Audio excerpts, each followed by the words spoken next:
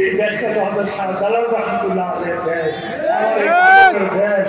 এই দেশ তো 365 আউলিয়ার দেশ, এই দেশ তো ওলামায়ে কেরামদের দেশ। এই দেশে বাদশা রইব, একজনের শাসন হবে, এটা তো হতে দেওয়া যায় না। আমার আল্লাহ চিন্তা করছে, ওরা আল্লাহ এমন কাম করলো, মাত্র 6 জন কর্মকর্তাকে দিয়া একদম 1 মিনিটে সব শেষ হয়ে গেল। সেই সময় কিন্তু বাংলাদেশে আপনারা মনে আছে কিনা জানি না, রক্ষী বাহিনী ছিল, একটা বিশাল রক্ষী বাহিনী ছিল না ভাই আমার। বঙ্গভবনে মানে কি বলে না, ভাষাটা কি বলতো, যে ভাষাটা ধানমন্ত্রী 32 নম্বর ভবন, সে যে ভবনে ওনাকে হত্যা করা হলো, সেই ভবনের থেকে আধা ঘন্টা দূরে হলো রক্ষী বাহিনীর ক্যাম্প শারবানা নগরে। লক্ষাধিক রক্ষী বাহিনী ছিল, অত্যাধিক অস্ত্রের সজ্জিত ছিল। আমার আল্লাহ বললেন, এই খামোশ, তোরা কোনো কথা কইস না, তোরা কোনো কথা কইস না, তোরা চুপ। রক্ষী বাহিনী কিন্তু একটু শব্দ করে না, একটা গুল্লিও করে না, একটা আওয়াজও করে না, ঠিক কিনা? এই সবকিছুর মালিককে। এবার এই জালেমরা যখন এই যে দেখেন আমাদের কত মানুষ হত্যা করেছে, শুধু হত্যা না, বিচারের নামে বিচারের অজুহাতে মিথ্যা অপবাদ দিয়ে সুষ্ঠু বিচার না করে কিভাবে মানুষকে বিচারের কাঠ গড়ায় তুলে হত্যা করেছে আপনারা জানেন তো? জানেন না? বাংলাদেশ জামাত ইসলামের বিশিষ্ট নেতাদের যারা ইসলামী চিন্তাবিদ ছিল, এই দেশের রত্ন ছিল, তাদেরকে পর্যন্ত ফাঁসিতে লটকাইছে। আমাদের সালাউদ্দিন কাদের চৌধুরী ইসলামের বিশিষ্ট কণ্ঠস্বর ছিল, উনার মতো উচ্চ ভাষা কেউ কথা বলতে পারত না, এত সৎ সাহস তারও ছিল না। সেই সালাউদ্দিন কাদের চৌধুরীকে কিভাবে ফাঁসি দেওয়া হবে আপনারা জানেন তো? জানেন না? এরকম ভাইকে বিচারের নামে হত্যা করেছে। এবং শুধু তাই না, কত ভাইকে ক্রস ফায়ার দিয়েছে, কত বোনের স্বামীকে তার থেকে দূরে নিয়ে গিয়ে হত্যা করেছে, কত সন্তানকে তার বাবার কাছ থেকে হত্যা করেছে, আমি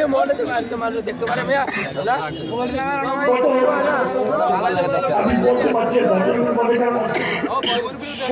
বছর এই যে অত্যাচার, এই যে জুলুম, এই যে নির্যাতন, আমি তাই তোমার আপনারা আমাকে 5 বার আল্লাহর নির্বাচিত করেছেন।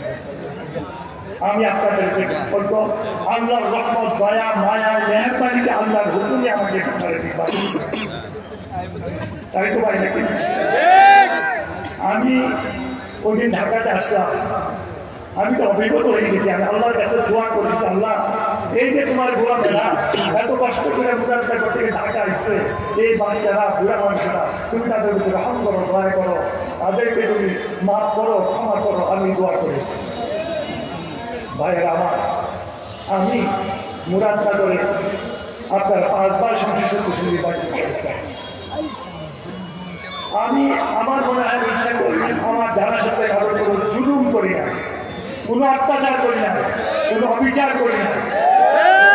আপনারা বলেন, আমি চেষ্টা করেছি, যখন জিনিসপত্রের দাম বেশি ছিল, ন্যায্য মূল্যে নিজের পকেট থেকে ভর্তুকি দিয়ে আপনাদেরকে চাল, ডাল, তেল, চিনি দেওয়ার জন্য আমি চেষ্টা করেছি। আমার গরিব ভাইদেরকে ঘর তৈরি করে দেওয়ার জন্য আমি চেষ্টা করেছি। এই মুরাদনগর রাস্তাঘাট যা হয়েছে, আল্লাহ পাক আমাকে ঠিক করেছে।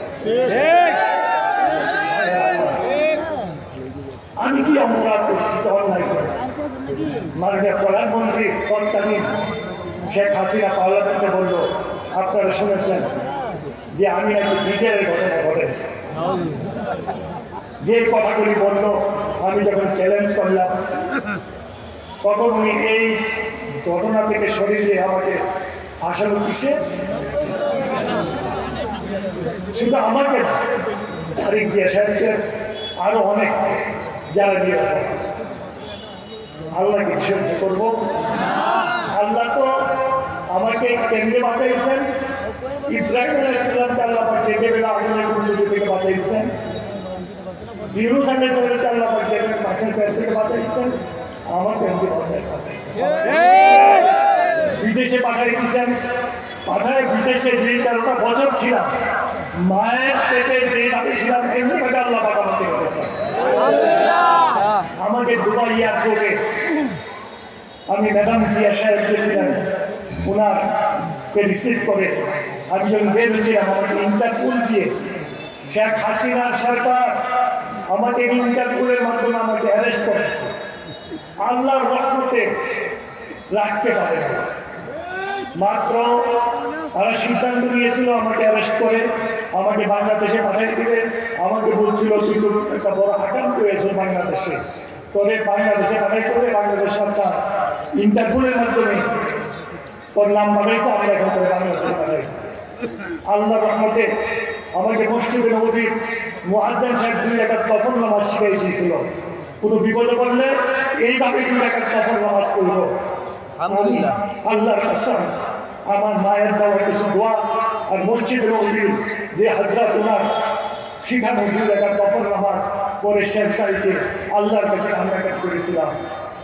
আল্লাহর কসম করে বলতেছি, নফল নামাজ পড়ে যখন আসর নামাজ পড়লাম, আসর নামাজ শেষ করার পরে দেখলাম 2 অফিসার এসে আমার পাশে দাঁড়ানো, বললো তুই চিন্তা করিস না, তুই কান্দোস কেন? কান্দোস কেন? আমি তোদের কাছে কান্নাকাটি করি না, আমি কান্নাকাটি করি আমার আল্লাহর কাছে। তারপরে তারা বললো তোর ছেলের মতো চিন্তা করিস না। তারা আমাকে বললো তোর কেউ আছে কিনা, তার ভিসা ভ্যালিড আছে। আমার পাশের বাড়ির তালাম, সে আমার সাথে থাকে, দুবাই থাকতো আমার কাছে। বললাম আমার ভিসা একজনের আছে, তালাম না, তার না। বলে তুমি এখান থেকে যাবা, গিয়ে হাসপাতালে ভর্তি হবা, ভর্তি হলে একটা সার্টিফিকেট ওখান থেকে দিয়ে আমাদের কাছে পাঠাবা। এর মধ্যে দিকে বিরাট মেডিকেল টিম চলে আসলো, এসে আমাকে পরীক্ষা মেডিকেল করে বললো যে সে খুব অসুস্থ, সে ফ্লাই করতে পারবে না, তাকে বিদেশে কোথাও পাঠানো যাবে না।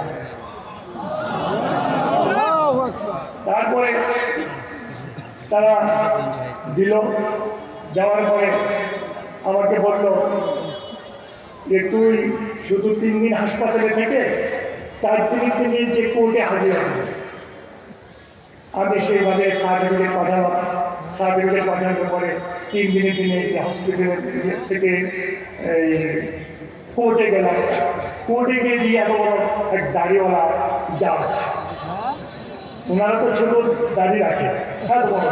আমাকে অনেক কিছু জিজ্ঞাসা করার পরে আমি বললাম ভাই আমি তো 5 বার আমার দেশের একটি আল্লাহ পাক আমাকে বানাইছে, আমাকে মন্ত্রী বানাইছে, আল্লাহ রহমত দয়া আমি হয়েছিলাম, তো তোর এই মামলায় দিল। আমি বললাম এই কারণে।